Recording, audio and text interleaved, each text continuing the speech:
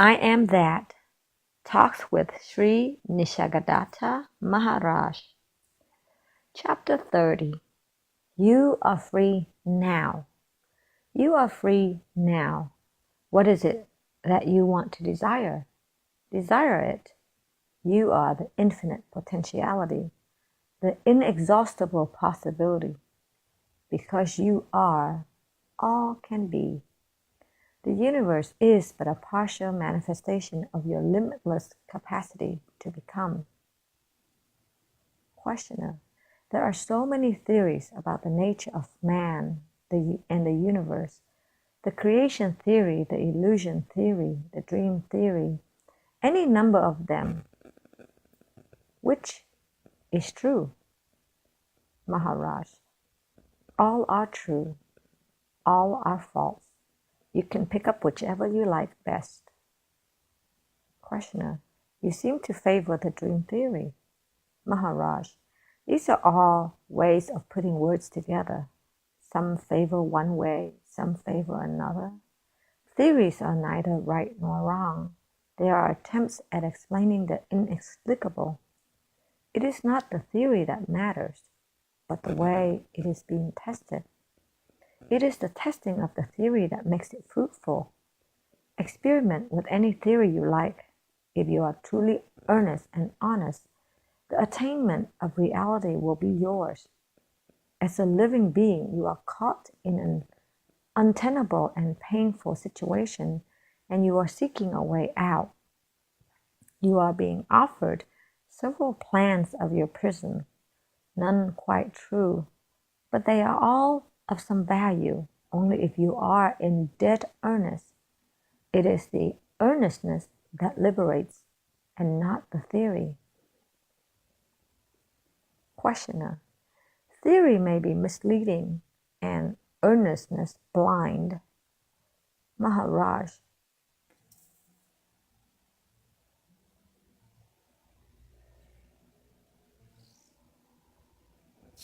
Maharaj. Your sincerity will guide you. Devotion to the goal of freedom and perfection will make you abandon all theories and systems and live by wisdom, intelligence, and active love. Theories may be good as a starting point, but must be abandoned. The sooner, the better. Questioner. There is a yogi who says that for realization, the Eightfold Yoga is not necessary. That willpower alone will do. It is enough to concentrate on the goal with full confidence in the power of pure will to obtain effortlessly and quickly what others take decades to achieve. Maharaj. Concentration, full confidence, pure will. With such assets, no wonder one attains in no time. This yoga of will is all right for the mature seeker who has shed all desires but one. After all, what is will but steadiness of heart and mind? Given such steadfastness, all can be achieved. Questioner. I feel the yogi did not mean mere steadiness of purpose resulting in ceaseless pursuit and application. He meant that with will fixed on the goal, no pursuit or application is needed. The mere fact of willing attracts its object. Maharaj. Whatever you name it, will, steady purpose, or one-pointedness of the mind, you come back to earnestness, sincerity, honesty. When you are in dead earnest, you bend every incident, every second of your life to your purpose. You do not waste time and energy on other things. You are totally dedicated. Call it will, love, or plain honesty. We are complex beings at war within and without. We contradict ourselves all the time, undoing today the work of yesterday. No wonder we are stuck, Little integrity would make a lot of difference. Questioner, what is more powerful, desire or destiny? Maharaj, desire shapes destiny. Questioner, and destiny shapes desire. My desires are conditioned by heredity and circumstances, by opportunities and accidents, by what we call destiny. Maharaj, yes, you may say so. Questioner, at what point am I free to desire what I want to desire? Maharaj, you are free now. What is it that you want to desire? Desire it. Questioner, of course I am free to desire, but I am not free to act on my desire. Other urges will lead me astray. My desire is not strong enough, even if it has my approval. Other desires, which I disapprove of, are stronger. Maharaj, maybe you are deceiving yourself. Maybe you are giving expression to your real desires, and the ones you approve of are kept on the surface for the sake of respectability. Questioner, it may be, as you say, but this is just another theory.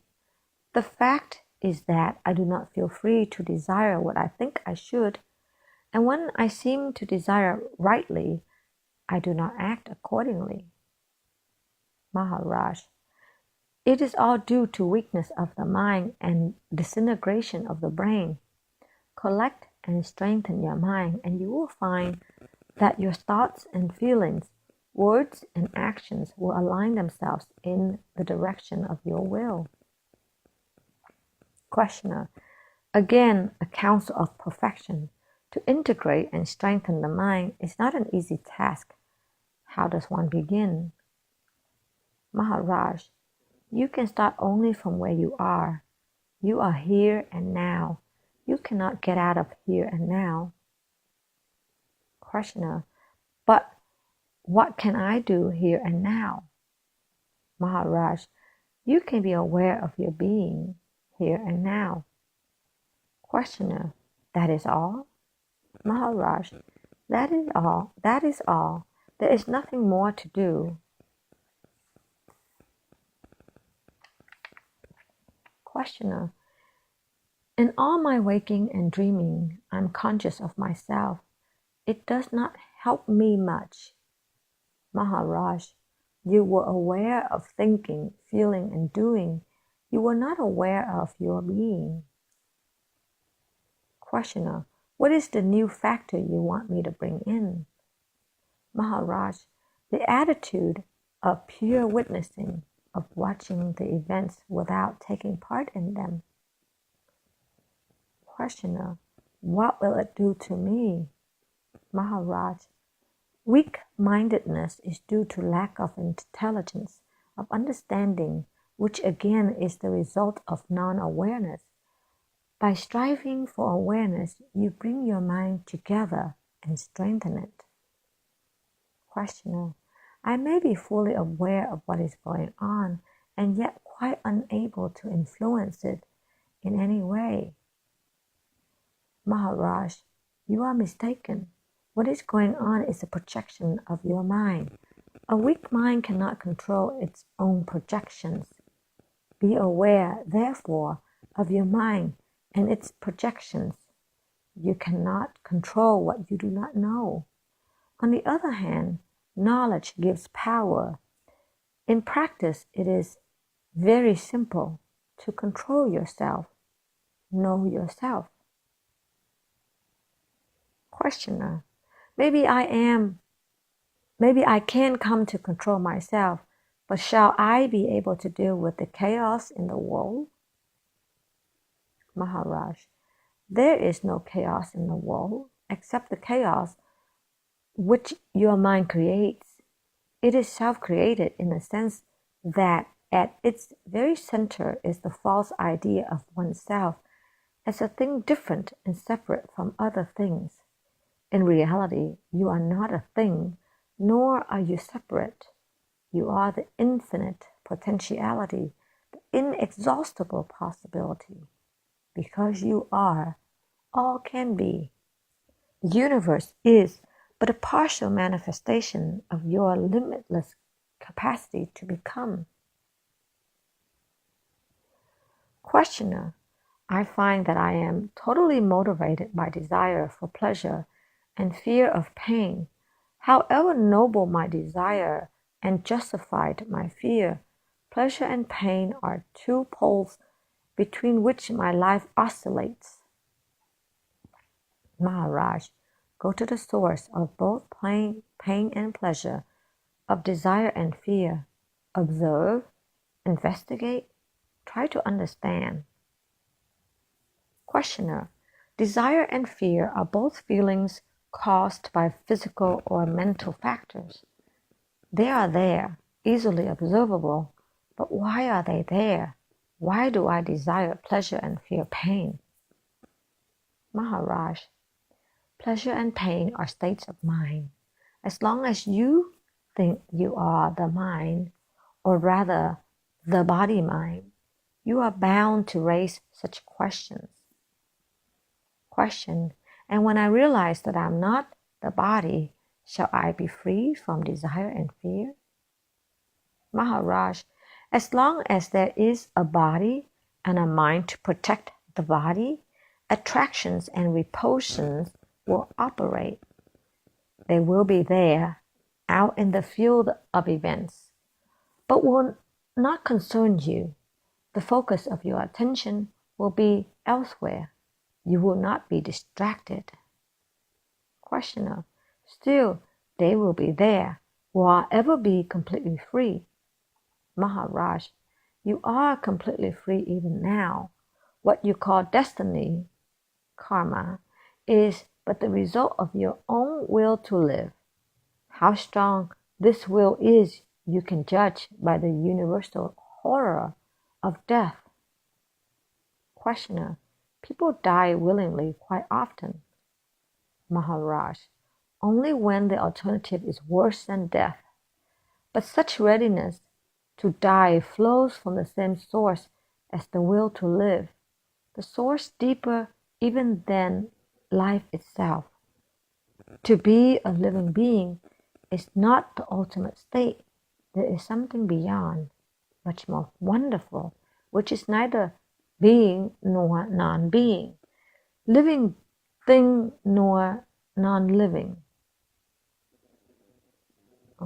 neither living nor non-living.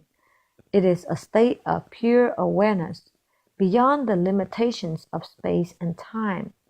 Once the illusion that the body-mind is oneself is abandoned, death loses its terror and becomes a part of living.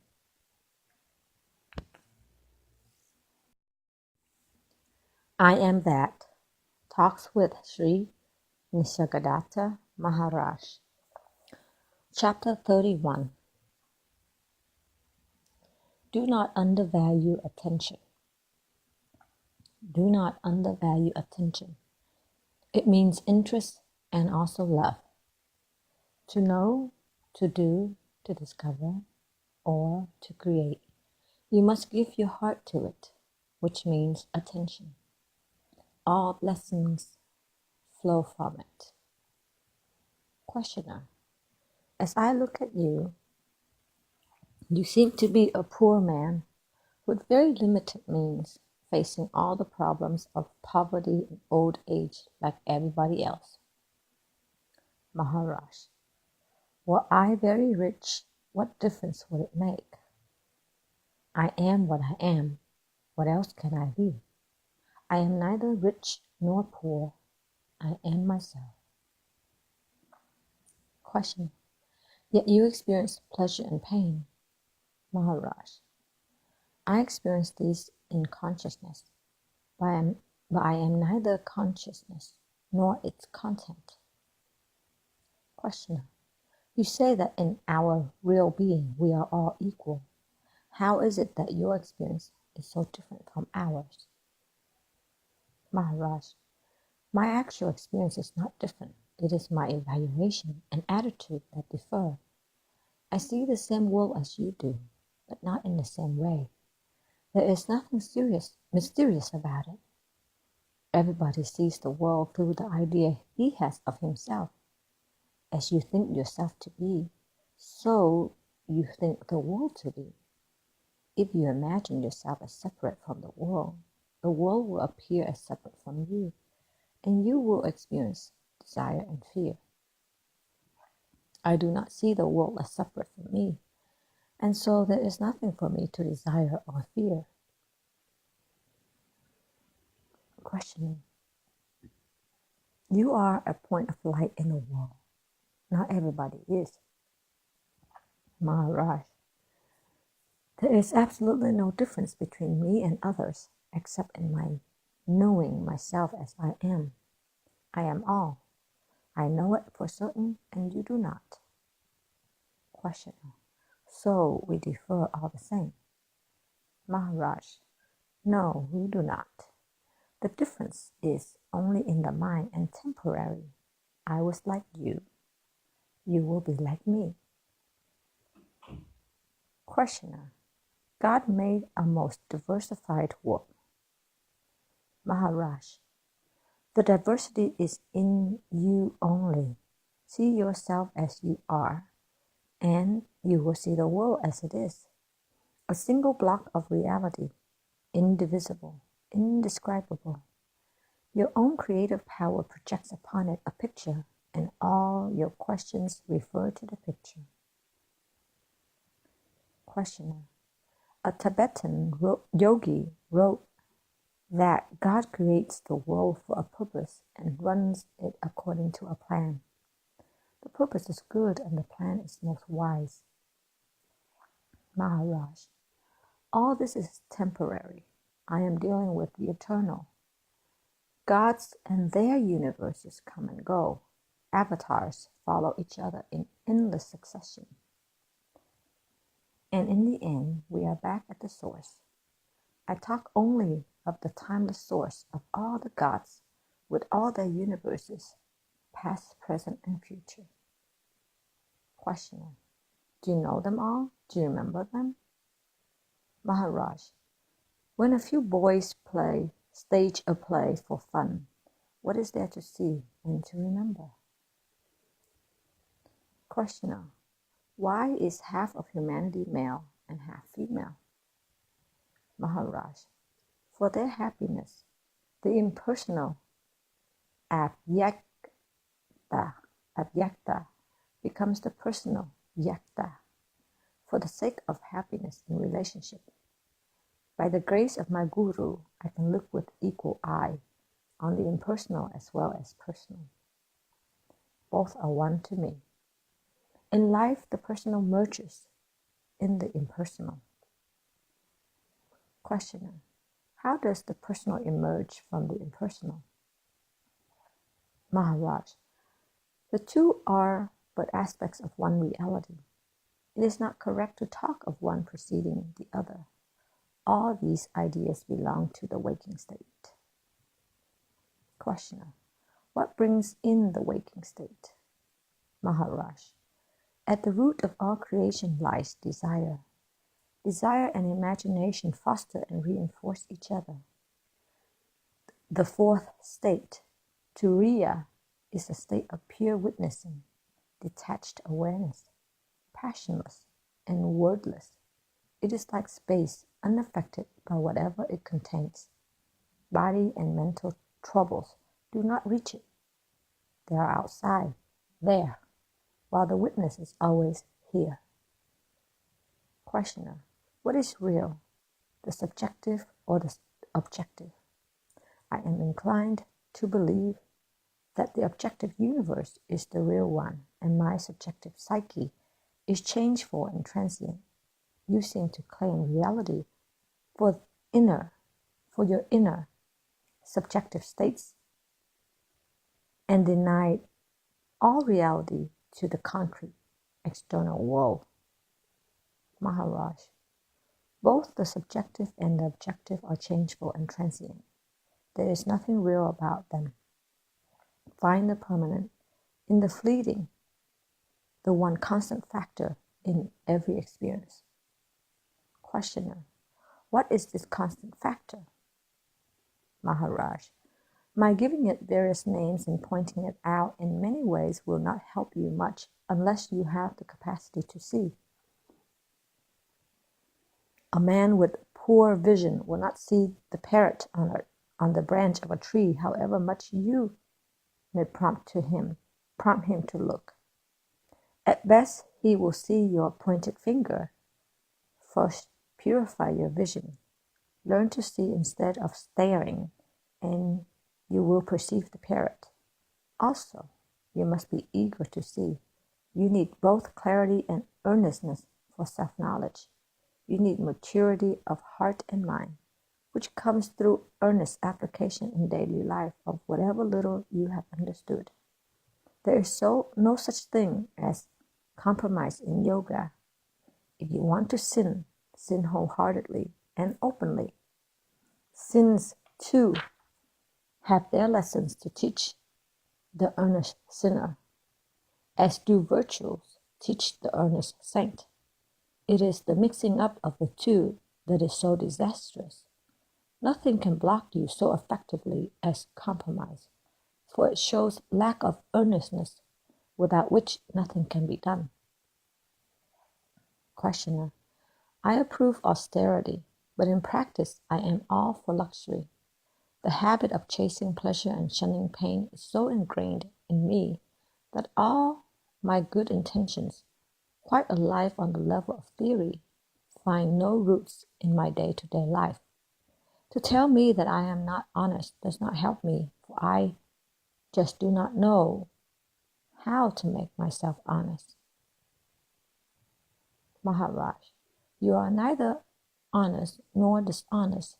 Giving names to mental states is only for expressing your approval or disapproval. The problem is not yours. It is your mind's only. Begin by disassociating yourself from your mind. Resolutely remind yourself that you are not the mind and that its problems are not yours. Questioner, I may go on telling myself I'm not the mind, I'm not concerned with its problems, but the mind remains and its problems remain just as they are. Now, please do not tell me that it is because I am not earnest enough, and I should be more earnest. I know it and admit it, and only ask you, how is it done? Maharaj, at least you are asking. That is good enough for a start. Go on, pondering, wondering, be anxious to find a way. Be conscious of yourself. Watch your mind. Give it your full attention. Don't look for quick results. There may be none within your noticing. Unknown to you, your psyche will undergo a change. There will be more clarity in your thinking, charity in your feeling, purity in your behavior. You need not aim at this. You will witness a change all the same.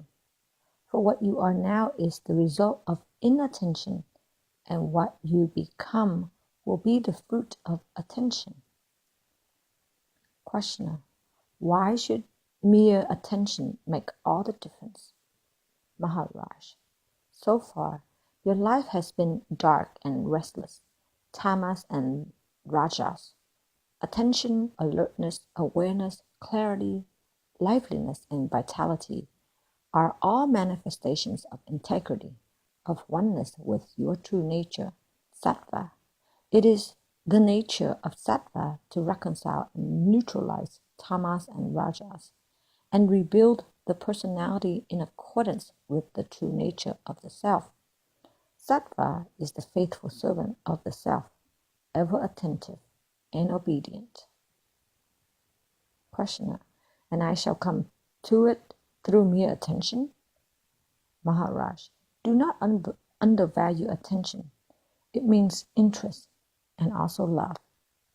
To know, to do, to discover, or to create, you must give your heart to it, which means attention.